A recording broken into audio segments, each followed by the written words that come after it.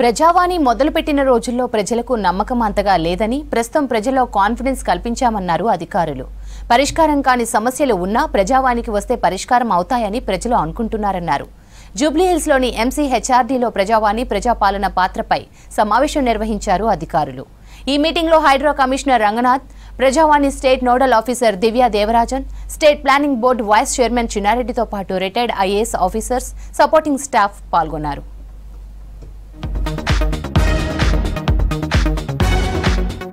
వారానికి 2 సార్లు మంగళ, శుక్రవారం ప్రజావాణి విజయవంతంగా జరుగుతుందన్నారు state planning board vice chairman Chinna Reddy.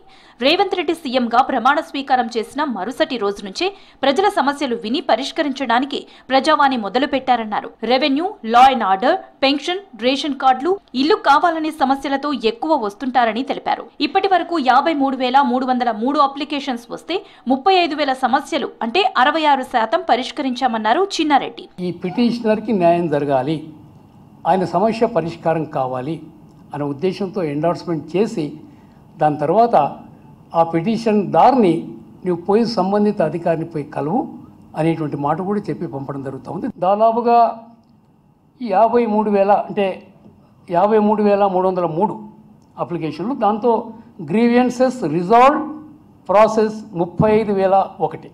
ఆ ప్రకారంగా అంటే 66% ఈ ఇచ్చిన పిటిషన్స్ అన్ని కూడా సాల్వ్ అయినాయి.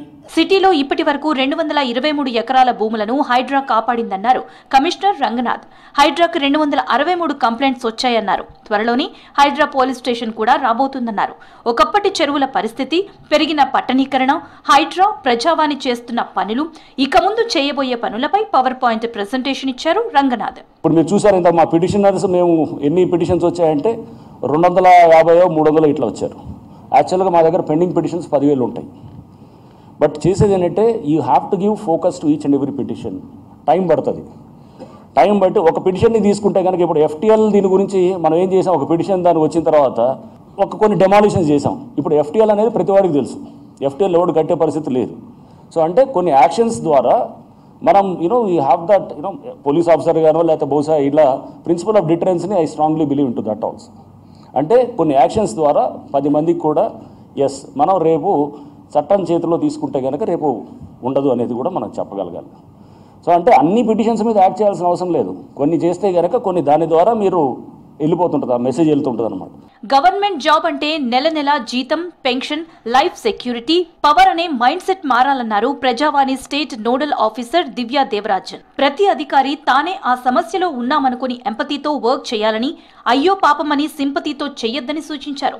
ప్రజావాణిపై పవర్ పాయింట్ ప్రెజెంటేషన్ ఇచ్చారు. ఒక్కో రోజు 12,000 మంది వచ్చిన రోజులు ఉన్నాయన్నారు. ప్రజావాణికి వచ్చే ప్రజల కోసం తాగునీటి సౌకర్యం, 25 రూపాయలతో భోజనం, దివ్యాంగులకు వీల్ చైర్స్ తో పాటు ఎలాంటి ఇబ్బందులు కలగకుండా ఏర్పాట్లు చేశామన్నారు దివ్యా దేవరాజన్. సింపతి, నేను ఆ ప్లేస్లో నుండి ఇది అనుభవించి ఉంటే నాకు ఎంతో కష్టం వచ్చేది అని దాన్ని ఊహించుకొని పని చేయడం ఎంపతి.